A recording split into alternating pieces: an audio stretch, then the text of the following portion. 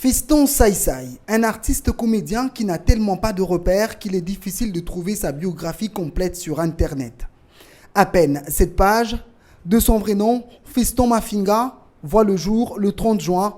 En véritable complexité de son âge, l'année de sa naissance va rester secrète. C'est en 1994 qu'il commence la comédie dans le groupe Bagaza.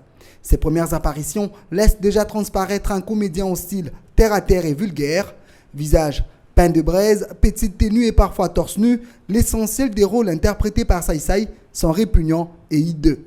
Pendant des longues années, sans talent hors du commun, Saïsaï va rester dans l'anonymat.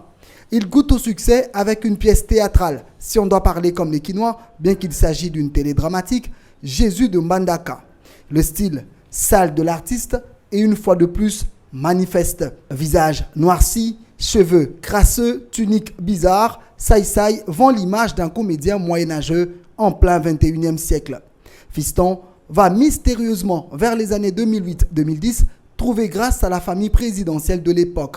C'est finalement avec l'ancienne première dame Olive Lembe que Saïsaï va compter des dollars américains par milliers. Faute d'inspiration dans les théâtres, il profite d'un réseau relationnel pour devenir la référence des spots publicitaires. Il abandonne les théâtres qu'il ne maîtrisait déjà pas pour créer une agence des publicités. Il s'autoproclame patron des artistes comédiens. Et pourtant, il est clair comme l'eau des roches que Saïsaï a toujours vécu comme l'essentiel des comédiens de la mendicité, appelée à Kinshasa Matolo.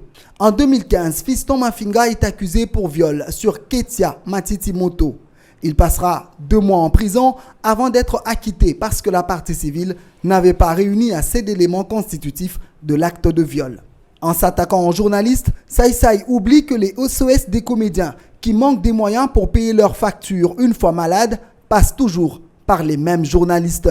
Sans niveau d'études conséquent, il promet d'utiliser YouTube pour diffuser ses sketchs de mauvais goût, oubliant que même dans les pays où YouTube a vu le jour, les médias traditionnels existent encore.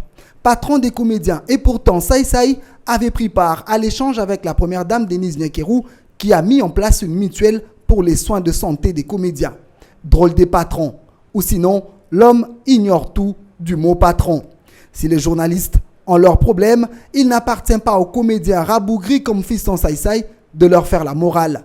Si Saïsaï était aussi grand qu'il le prétend, il serait ici au Marrakech du rire. Avec un style théâtral de caniveau, Saïsaï finira sa carrière comme un comédien local de bas étage qui peut-être demain manquera les moyens financiers de soigner une fièvre et passera par les journalistes pour émettre des appels à l'aide.